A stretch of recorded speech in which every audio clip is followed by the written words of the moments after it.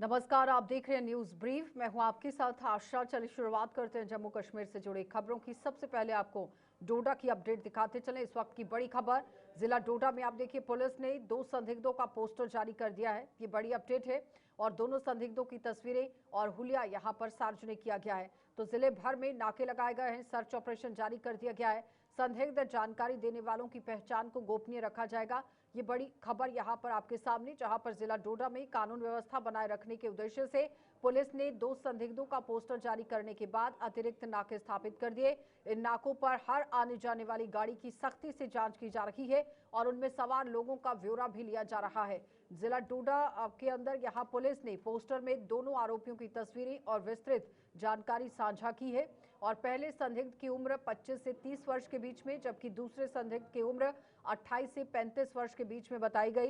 Police ने जिले के विभिन्न इलाकों में सर्च ऑपरेशन तेज कर दिया है। जगह जगह पर नाके लगाए गए हैं और किसी भी संदिग्ध गतिविधि की सूचना मिलने पर तुरंत यहां पर आप देखिए हेल्पलाइन नंबर जो दिया गया है उस पर कॉल करें, अपील की गई है आम जनता से।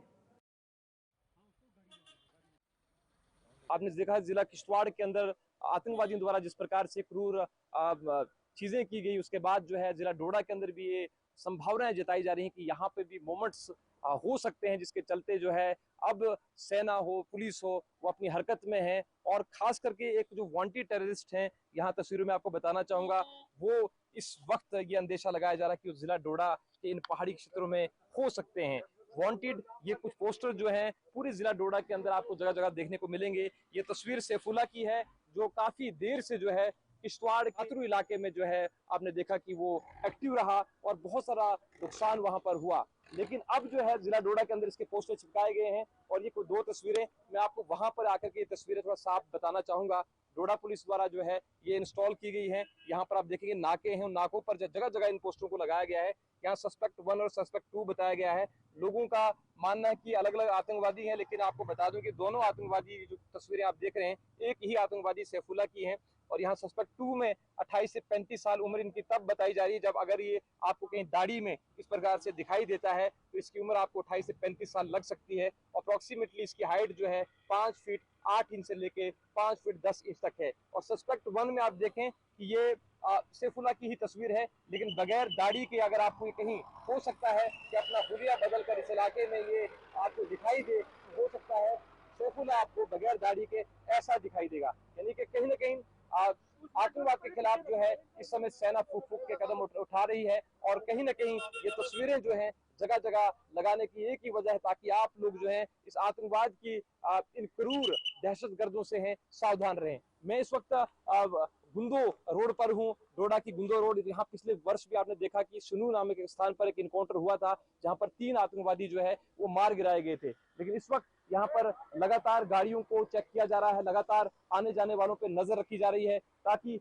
कोई भी आतंकवादी इस इलाके में वो क्रूर चीजें दोबारा ना कर सके। आप देखें कि जगह जगह पर जो है ये चीजें जो है सेना के द्वारा, खास करके पुलिस द्वारा, जो जम्मू कश्मीर पुलिस है उसके द्वारा की जा रही है। एसएसपी डोडा संदीप मेहता की देखरेख में ये सभी चीजें इस समय की जा रही है। जगह जगह पर नाकों पर ये तस्वीरें आपको देखने को मिल जाएंगी। अब जिस साइड से भी कोई गाड़ी आएगी आपको ये चीजें और इस आतंकवादी की तस्वीर जो है आपको जगह जगह पे नजर आएगी। और अब आपको सावधान रहना है कि आपके इलाके में अगर इस प्रकार से कोई सस्पेक्ट दिखाई देता है तो आप जरूर सिक्योरिटी एजेंसीज को, पुलिस को, सेना को सूचित करें ताकि यहाँ पर दोबारा से उस प्रकार की हरकत जो है आतंकवाद दोबारा ना हो और यहाँ के लोगों के साथ जो लोग जो डिस्टर्ब हो जाते हैं जो आतंकवाद के कारण, वो चीजें यहाँ पर ना हो। तो ये कुछ तस्वीरें जो डोडा जिला से आप तक मैं पहुंचाने की कोशिश कर रहा हूँ, जहाँ पर जगह जगह पर सैफुल्ला के जो है वो पोस्टर्स लगाए गए हैं वांटेड के नाम से, ताकि आप लोग जो है सजग रहें, आप लोग सावधान रहें, क्योंकि आपके इलाके में भी ये मोमेंट हो सकती है और आतंकवाद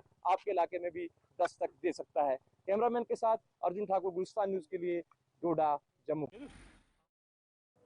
चलिए एक और बड़ी खबर आपको दिखाते चले, जहां पर पुंछ की बेटी अभिनव कौर ने रियाद में यहां गोल्ड मेडल जीता है। एशिया लैक्रोस गेम में भारत पाकिस्तान फाइनल भारत की जीत हुई है, यानी कि भारत और पाकिस्तान के बीच में मैच चल रहा था और फाइनल में भारत की जीत हुई है। ये बड़ी अपडेट है।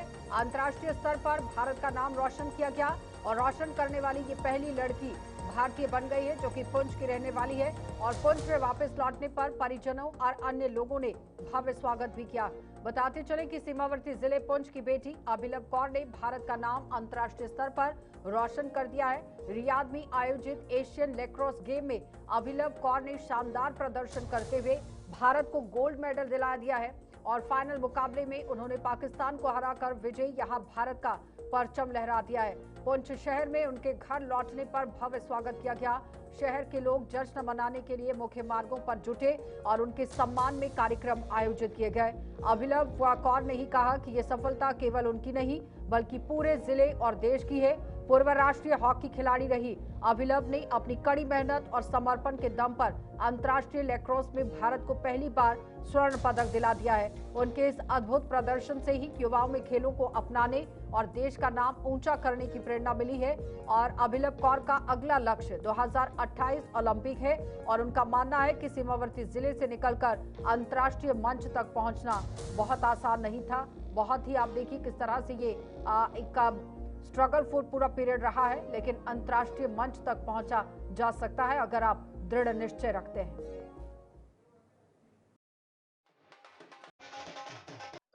हिंदुस्तान की नुमाइंदगी करने के लिए सरहदी ज़िला पुंछ से अभिलव कौर जो है वो यहाँ से सऊदी अरबिया में खेलने के लिए, जो यहाँ से स्पोर्ट्स में जो वहाँ पे इवेंट्स हुए हैं उनमें खेलने के लिए पुंछ से वहाँ पर गए हैं। पुंछ का नाम रोशन किया, जम्मू कश्मीर का नाम रोशन किया।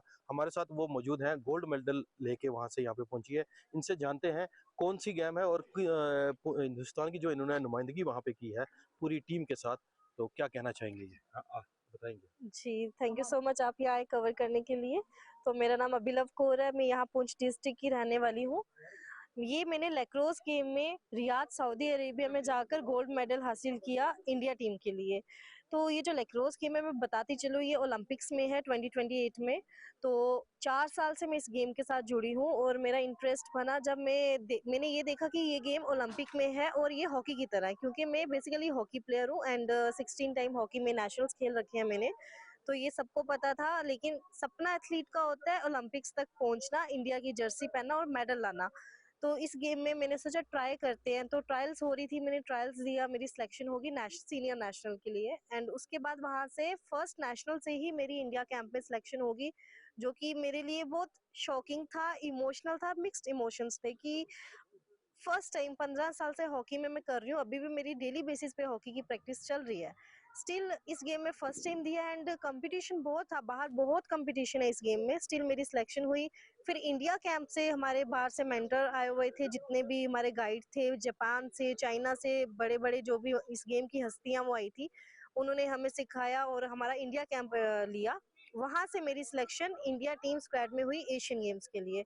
और एशियन गेम्स में जाकर हमने फाइनल में पाकिस्तान को हराकर जो गोल्ड हासिल किया इंडिया के लिए। तो ये बहुत प्राउड की बात है मेरी फैमिली के लिए, पुंछ के सभी लोगों के लिए और पूरे जेएंडके के लिए।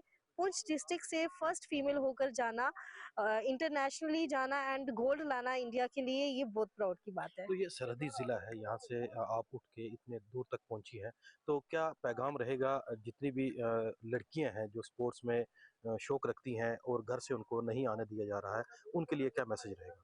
उन लड़कियों को मैं यही बोलूंगी कि हिम्मत मत हारिएगा, और उन पेरेंट्स को बोलूंगी अपनी बच्ची को, अपने बच्चों को आप हौसला दें, उनको एक थोड़ी सी छूट तो दें, एक बार जाकर देखने दें कि स्पोर्ट्स में वो क्या कर सकती हैं। जैसे मैंने किया तो वो भी जरूर करेंगी। मैं एक लाइन मेरी बहुत फेवरेट है जो मैं हर इंटरव्यू में बोल रही हूँ, एंड वो है कि बहुत बार हारना पड़ता है एक बार जीतने के लिए। तो बहुत बार आप अगर हारोगे तो एक बार जीत जरूर मिलेगी, आप रुकिएगा नहीं, ऑब्स्टेकल्स आएंगे। अपने पेरेंट्स को मैं रिक्वेस्ट करती हूँ कि आप अपने बच्चों पर भरोसा करें, उन्हें अपने देश के लिए जाकर गोल्ड लाने की इच्छा अगर है, ये स्पोर्ट्स में आने की इच्छा है, तो जरूर उनको आप सपोर्ट करें। तो ये आपने देखा कि इन्होंने पुंछ, सरहदी ज़िला पुंछ से उठकर सऊदी अरबिया में जाके हिंदुस्तान की नुमाइंदगी की है और पाकिस्तान को हिरा के इन्होंने गोल्ड मेडल हासिल किया है। और हम इनसे हमने आज बात की है और इनका ये मैसेज तमाम जो जितनी भी लड़कियां हैं जो शौक रखती हैं गेम्स में आने का, उनके लिए भी इन्होंने अपील की। और सबसे बड़ी बात ये रही कि इतने छोटे से डिस्ट्रिक्ट से उठकर इतने दूर तक पहुंचना। गुलिस्तान न्यूज़ के लिए शहजाद भट्ट। एक और बड़ी खबर, जहां चैन सिंह अब जम्मू कश्मीर की शूटिंग टीम के कोच बन गए हैं। ये बड़ी अपडेट है। ओलंपियन के नेतृत्व में प्रदेश में नई शूटिंग क्रांति का आप देखिए किस तरह से का उम्मीद नई जग गई है। और भलेसा के चैन सिंह को जम्मू कश्मीर सरकार का पहला बड़ा सम्मान मिला है, जिसमें चैन सिंह की नियुक्ति से युवाओं में शूटिंग के प्रति उत्साह बढ़ गया है। ये बड़ी अपडेट, जहां पर प्रसिद्ध निशानेबाज और साथ ही साथ ओलंपियन चैन सिंह को ही यहाँ जम्मू कश्मीर शूटिंग टीम का कोच नियुक्त किया गया है। ये चैन सिंह के लिए भी सम्मान भरा क्षण है और गुलिस्तान न्यूज से बातचीत में उन्होंने इस उपलब्धि पर खुशी जताई है और कहा कि इससे जम्मू कश्मीर के खेल क्षेत्र में महत्वपूर्ण बदलाव आएगा और युवा खिलाड़ियों में शूटिंग के प्रति उत्साह बढ़ेगा। भलेसा के बेटे चैन सिंह ने 2007 में भारतीय सेना में भर्ती होकर 2009 में अपना पहला पदक जीता। उन्होंने 2014 में कोरिया में ISSF वर्ल्ड कप में ही गोल्ड मेडल जीतकर अंतर्राष्ट्रीय स्तर पर अपनी छाप छोड़ी। उनके नाम 109 पदक हैं, जिनमें 22 अंतर्राष्ट्रीय पदक शामिल हैं। उन्होंने कहा कि ये सम्मान केवल मेरी व्यक्तिगत उपलब्धि नहीं, बल्कि जम्मू कश्मीर के युवाओं की क्षमता का प्रमाण है और उन्हें उम्मीद है कि वे नई पीढ़ी के निशानेबाजों को प्रेरित कर सकेंगे। वहीं भलेसा चुनाव रीजन के अन्य क्षेत्रों के लोग उनकी इस उपलब्धि पर खुशी जताते हुए बधाई दे रहे हैं। कंसिडर करते हुए जो गवर्नमेंट ने, तो सबसे अच्छी बात है हमारे यूथ सर्विस स्पोर्ट्स ने की है, जो कि हमारे यूथ के लिए, पूरी यूटी के यूथ के लिए बहुत ही अच्छी बात है, फ्यूचर के लिए बहुत अच्छी बात है। तो ये आउटस्टैंडिंग स्पोर्ट्स पर्सन अपॉइंटमेंट की लिस्ट आउट की है। इसमें जो 5 गेस्टेड हैं और बाकी नॉन गेस्टेड हैं। हालांकि पॉलिसी के अकॉर्डिंग ये हर साल के बेस पे 5-5 होके 7-8 साल में 20-25 लोग गेस्ट आने वाले समय में और भी होंगे। हाँ बिल्कुल, ये एक एटलीस्ट स्टार्ट तो हुआ, उससे पहले कुछ था ही नहीं। 70 साल से आप देखो जम्मू कश्मीर की कोई स्पोर्ट्स पॉलिसी नहीं थी।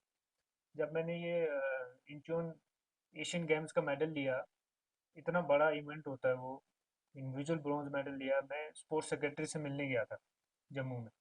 मैं कहा सर ऐसी ऐसी बात है, मेडल लाया। हम बोला वो कहाँ पे हुई थी गेम?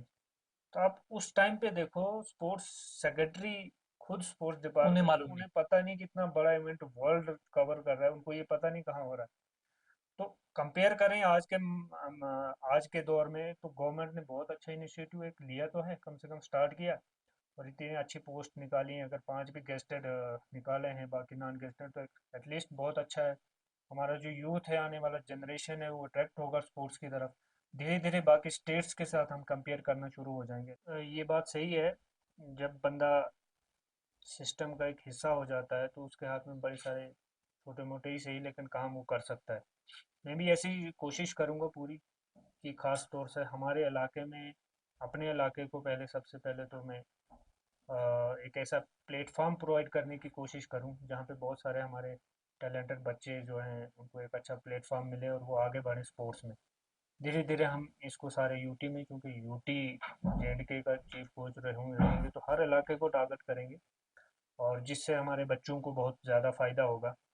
मैं गवर्नमेंट का पूरा ध्यान जो है इसकी तरफ लेके आऊँगा डेफिनेटली, जो कि आज तक थोड़ा सा कम रहा है। क्योंकि शूटिंग में देखो आप, पूरी लिस्ट में एक ही एक गेस्टेड इसमें, तो बाकी जो ऐसी गेम्स हैं, जो कुछ तो गेम्स मुझे पता भी नहीं है, बाकी और भी गेम्स है, लेकिन शूटिंग का एक ही है। तो कहीं ना कहीं जो शूटिंग का इंफ्रास्ट्रक्चर है गवर्नमेंट के पास, वो बिल्कुल ना के बराबर है, अवेलेबल ही नहीं है। उसको हम पहले तो सुधारने की आज से ठीक 7 वर्ष पूर्व 14 फरवरी 2019 को हुए पुलवामा आतंकी हमले में शहीद हुए CRPF के 40 जवानों को आज देश भर में भावनीय श्रद्धांजलि अर्पित की गई। इस कायराना हमले ने पूरे इलाके को झकझोर दिया था और शहीदों को याद कर आज हर भारतीय के दिल में उन्हें जीवित रखने की मिसाल पेश की गई। कठुआ में भी शहीदों की स्मृति में विशेष कार्यक्रम आयोजित किए गए और बरवाल एथलीट क्लब द्वारा कालीबड़ी से ही मुखर्जी चौक तक भव्य तिरंगा रैली निकाली गई। हाथों में तिरंगा लिए युवाओं और स्थानीय लोगों ने भारत माता के जयकारे लगाकर शहीदों को नमन किया। रैली में पुलिस अधिकारियों ने भी भाग लिया और शहीद जवानों को श्रद्धांजलि और श्रद्धा सुमन अर्पित किए। हमारे पुलवामा में जो शहीद हुए CRPF के जवान, उनकी यादगार में उनको श्रद्धांजलि देने के लिए ये एक बड़ा अच्छा इनिशिएटिव है। इससे हमारे जो यूथ हैं उनको लगेगा पता कि किस तरह से इस देश को अस्मिता को बचाने के लिए, उसको मेंटेन करने के लिए हमारे शहीद जवान जो हैं अपनी शहादत देते हैं, और ये इन चीज़ों को इनकरेज करेंगे। उनकी याद में उनको श्रद्धांजलि देने के लिए आज बरवाल एथलीट क्लब ने कालीबड़ी से लेके मुखर्जी चौक तक ये भव्य तिरंगा क्रॉस कंट्री एक दौड़ उनको समर्पित की है श्रद्धांजलि के रूप में, जिसको हरी झंडी दिखाकर एडिशनल एसपी श्री राहुल चाड़क जी और उनके साथ डीएसपी हेडक्वार्टर श्री रविंद्र बड़वाल जी उन्होंने कालीबड़ी से रवाना किया कठुआ की ओर। तो आज नौजवानों में देश के प्रति, अपनी बेल्ट फोर्सेस के प्रति, अपनी सेना के प्रति और अपने इस झंडे के प्रति जो हमारा एकता का प्रतीक है, जो राष्ट्रीय ध्वज, जिसको देख के मन में एक उत्साह आता है और जिसको देख के मन की गहराइयों से नमन करने का मन करता है उन शूरवीरों को जिन्होंने इस देश के लिए अपने प्राणों की आहुति दी। मैं समझता हूं कि कहीं ना कहीं वो जो सर्वोच्च बलिदान है उसको याद करते हुए, उसको स्मरण करते हुए समस्त देशवासियों की आंखें जो हैं वो नम होती होंगी, और कहीं ना कहीं बरवाल एथलीट क्लब अपना ये दायित्व समझता है। कुपवाड़ा जिले के ही तहगांव में सिविल सोसाइटी द्वारा मार्च फॉर यूनिटी का आयोजन कर पुलवामा हमले में शहीदों को नमन किया गया। कार्यक्रम में करीब 270 विद्यार्थियों सहित विभिन्न आयु वर्ग के लोगों ने बढ़ चढ़कर भाग लिया। हाथों में हाथ में तिरंगा लिए, एकता के संदेश लिखी हुई तख्तियां लिए लोगों ने आतंकवाद के खिलाफ एकजुटता का संकल्प दोहराया। प्रतिभागियों ने कहा कि कश्मीर शांति, भाईचारे और प्रगति का प्रतीक है। कार्यक्रम के जरिए युवाओं ने राष्ट्र की एकता, अखंडता और आतंकवाद मुक्त भारत के निर्माण का संदेश दिया। महाशिवरात्रि पर्व की तैयारियों के तहत यहां विश्व हिंदू परिषद ने बजरंग दल के सहयोग से अपनी वार्षिक कांवड़ यात्रा का आयोजन किया। बड़ी संख्या में श्रद्धालु इस पवित्र यात्रा में शामिल हुए और यात्रा की शुरुआत उधमपुर से हुई, जो सुधमहादेव पहुंचकर संपन्न होगी। जम्मू श्रीनगर राष्ट्रीय राजमार्ग स्थित जखैनी चौक पर चनैनी विधायक बलवंत सिंह मनकोटिया और उधमपुर की डीसी सलोनी राय सहित सैकड़ों लोगों ने यात्रा का गर्मजोशी से स्वागत किया।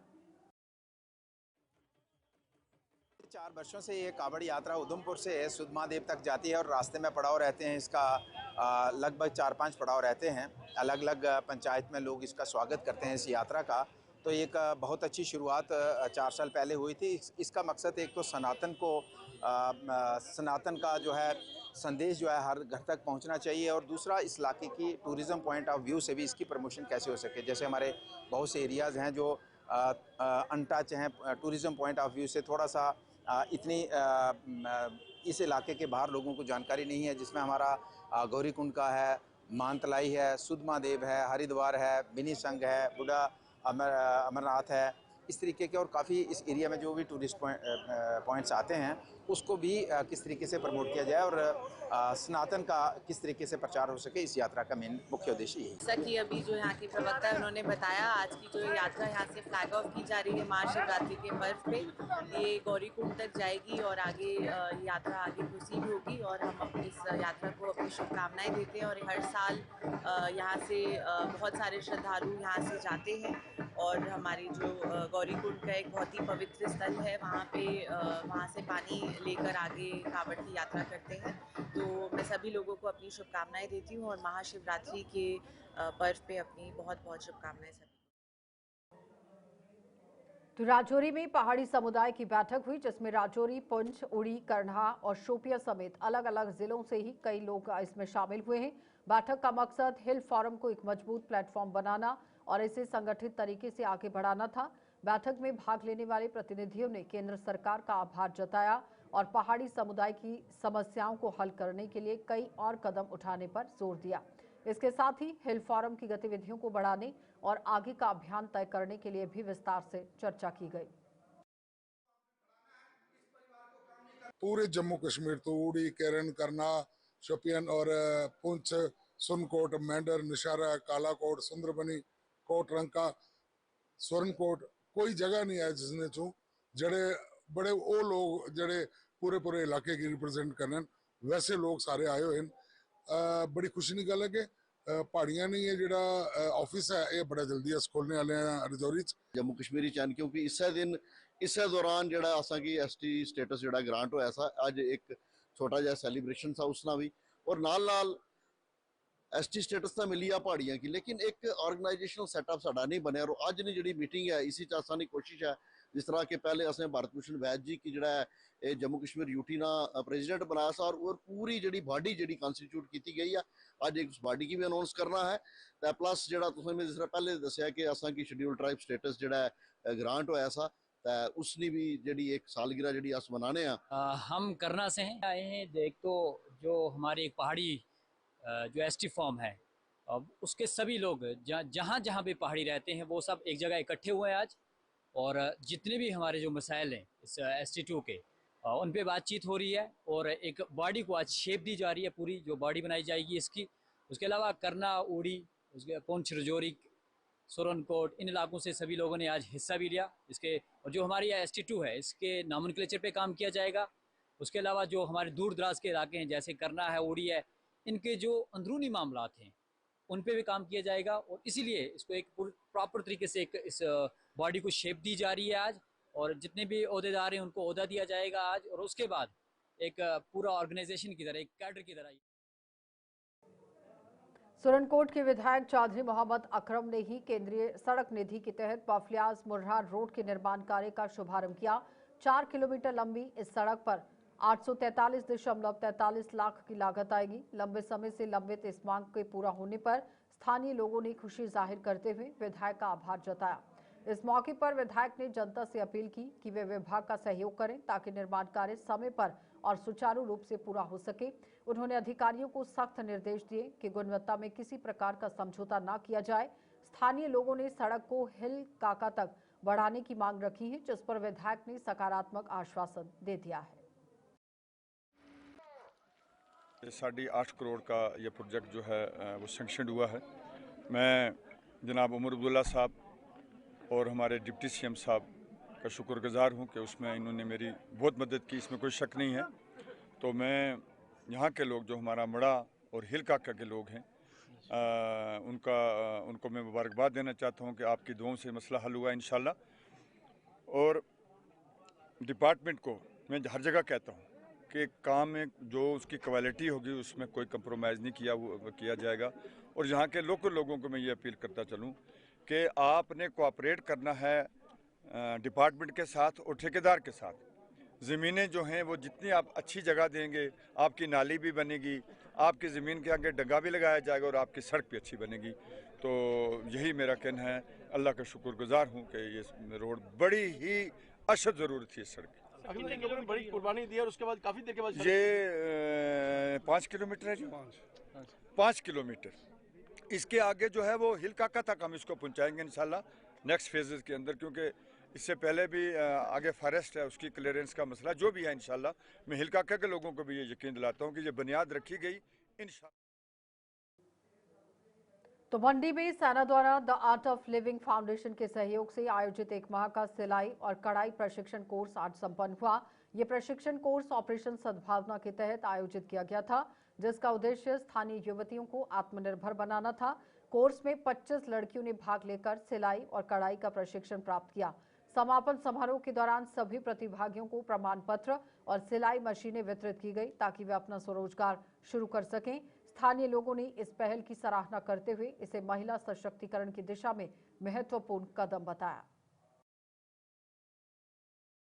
बहुत अच्छा लगा। मैंने 25 लड़कियों को ट्रेनिंग दी है जिन्होंने सर्टिफिकेट भी लिया, सिलाई मशीन भी, और जिन्होंने बहुत मेहनत से काम किया है 25 दिन में। इन्होंने बहुत अच्छा काम किया है। पहले हमने पेपर कटिंग करवाई इनसे, उसके बाद इन्होंने सूट की कटिंग की। तो मैं शुक्रिया अदा करना चाहती हूँ इंडियन आर्मी का, जिन्होंने यहाँ पे सेंटर खोला। मेरी गुजारिश है फिर से इंडियन आर्मी से यहाँ पे ब्यूटिशियन का सेंटर भी खोला जाए, जिसमें हम सब ज़रूर हिस्सा लेना चाहेंगे। सर बहुत फ़ायदा होता है, खुद के पाँव पे खड़ी हो सकती हैं लड़कियाँ। तो इनको सर्टिफिकेट भी मिली है, जी सर, मशीन भी, तो ये खुद का बिजनेस चला सकती हैं। इंडियन आर्मी का बहुत शुक्रगुजार हूँ कि ऐसे फार फलंग एरिया में जो कि इन्होंने यहाँ पे सेंटर खोला और यहाँ की गरीब लड़कियों को जो कि सिलाई मशीन मिली, इसके लिए मैं 39R का बहुत दिल की गहराइयों से यहाँ की यूथ की तरफ से और यहाँ की आवाम की तरफ से शुक्रिया अदा करता हूँ। और आगे भी उम्मीद रखता हूँ कि वो यहाँ पे ऐसे सेंटर और खोलें। सद्भावना में जो स्कीम आए ऐसे फार फलंग एरिया में, जो कि कहीं ऐसे एरिया हैं यहाँ पे रोड नहीं है, कोई मेडिकल फैसिलिटी नहीं है, तो मेरी गुजारिश रहेगी कि यहाँ पे मेडिकल कैंप भी लगाए जाएँ और यहाँ पे सोलर लाइट जो है, यहाँ के गरीब लोग जो कि बिजली का बिल नहीं दे सकते, उनके लिए भी कुछ यहाँ पे इंतज़ाम होना चाहिए। आज जो बच्चों को सिलाई मशीन और उसके साथ साथ जो सिलाई मशीन का किट जो रहता है वो डिस्ट्रीब्यूशन हुआ, तो बेसिकली ये 14 जनवरी से 2026 से ये कोर्स स्टार्ट हुआ था। 1 महीने का कोर्स था, तो इसमें 25 लड़कियों ने शिरकत की, जिन्होंने अच्छे से टेयरिंग एंड स्टिचिंग की जो ट्रेनिंग की। इंडियन आर्मी और जो द आर्ट ऑफ लिविंग मिलकर जो कोलैबोरेशन कर रही हैं, तो जो दूर दराज इलाके हैं उनको यहाँ ये स्किल मिलता है, और उस स्किल की वजह से अगर उनके पास पैसा कमाने का कोई ज़रिया नहीं होता है तो ये इस स्किल के ज़रिए पैसे कमा सकते हैं और अपने खुद का बिज़नेस खोल सकते हैं, और उसके साथ साथ घर वालों के कपड़े, खुद के कपड़े कम से कम सिल सकते हैं, और वो किसी पे डिपेंडेंट ना रहे, वो इंडिपेंडेंट रहे। तो हमारा मकसद ही यही है कि हम बच्चों को स्किल। तो जम्मू में स्मार्ट सिटी परियोजना के तहत तवी नदी पर बने हुए पुलों के किनारों पर लगाए गए सजावटी गमले अब धीरे धीरे गायब होते जा रहे हैं। कई स्थानों पर यहां गमले टूट चुके हैं, जबकि बचे हुए मामलों की ही आप देखिए किस तरह से तफ्तीश हो रही है। यानी कि जो गमले गुम हो गए हैं, यहाँ उनकी हालत भी जर्जर, जो बच गए हैं उनकी हो चुकी है। यानी कि आधे गमले तो गायब हो चुके हैं और जो बचे हैं उनकी हालत जर्जर है। कभी रंग बिरंगे फूलों से सजे ये गमले तवी के चारों पुलों की सुंदरता को बढ़ा रहे थे, लेकिन शहर की पहचान ये बन चुके थे। अब उनकी देखरेख न होने से दृश्य फीका पड़ गया है। स्थानीय लोगों का कहना है कि संबंधित विभाग रखरखाव में रुचि नहीं दिखा रहा, जिससे स्मार्ट सिटी परियोजना की छवि प्रभावित हो रही है। जम्मू वासियों ने स्मार्ट सिटी अधिकारियों और फ्लोरिकल्चर विभाग की ओर आप देखिए ध्यान आकर्षित करने के लिए अपील कर दी है कि फ्लोरिकल्चर डिपार्टमेंट को ध्यान देने की जरूरत है। नए गमले लगाने और नियमित देखभाल सुनिश्चित करने की भी मांग की गई, ताकि शहर की सुंदरता फिर से बहाल हो सके। आप देख रहे हैं कि हमारा जो जम्मू है या श्रीनगर है, ये हमारा जम्मू कश्मीर एक खूबसूरत बनाने के लिए जो हमारे वजीर आजम साहब ने या जहाँ के चीफ मिनिस्टर जो हैं वो खूबसूरत इसको स्मार्ट सिटी में इनको लिया है। लेकिन हम देख रहे हैं कि स्मार्ट सिटी का नाम तो दिया है, लेकिन जहाँ तक हमारे जो 4 पुल जो हमारे तवी के जैसे ये इस तवी में जो पुल है, तो इसमें हम देखते थे पहले के गमले लगाएगी, तारें लगाएगी, इसमें फूल थे, और आज वो गमले भी टूट गए हैं, या टूट गए हैं या कोई चोरी ले गया है। तो इससे बड़ा ऐसे बदा ये मतलब दिख रहा है, हमारे पुल जो हैं ये बदसूर दिख रहे हैं, क्योंकि ये आसमान से पहले बारिश गिरती थी, बारिश की वजह से हमारे पेड़ पौधे जो थे, जो फूल थे, ये सूखते नहीं थे। तो बारिश ना होने की वजह से पिछले कई दिनों से बरसात के बाद तो बारिश हुई नहीं, तो जहाँ गमले थे या खूबसूरती जो थी इसकी बिल्कुल तबाह हो गई है। तो हम सरकार से ये रिक्वेस्ट करते हैं कि इन गमलों को दोबारा से लगाया जाए और इनको पेंट किया जाए पुलों को, और तारें लगाई जाए दोबारा, ताकि ये फिर से ये स्मार्ट सिटी एक नक्शे में आए कि स्मार्ट सिटी है। और ये खासकर जो डेवलपमेंट अथॉरिटी है या हमारी ये म्युनिसिपल कमेटी है या हमारी जो फ्लोरिकल्चर डिपार्टमेंट है, जितनी भी सरकार से हमारी यही मांग है कि इसको खूबसूरत बनाने के लिए स्मार्ट सिटी में अगर आपने लिया है जम्मू को, तो इसको स्मार्ट सिटी का सिर्फ कागजों में नाम नहीं होना चाहिए, स्मार्ट सिटी बनाया जाए, ताकि हमारा ये जम्मू जो है ये एक जम्मू कश्मीर, नया जम्मू कश्मीर जो है ये बने। यहाँ से बाहर से टूरिज्म की लिहाज से जहाँ टूरिस्ट आते हैं, माता वैष्णो आते हैं, रघुनाथ मंदिर आते हैं, ये मंदिर। चलिए न्यूज ब्रीफ में इतना ही, इजाजत दीजिए, नमस्कार।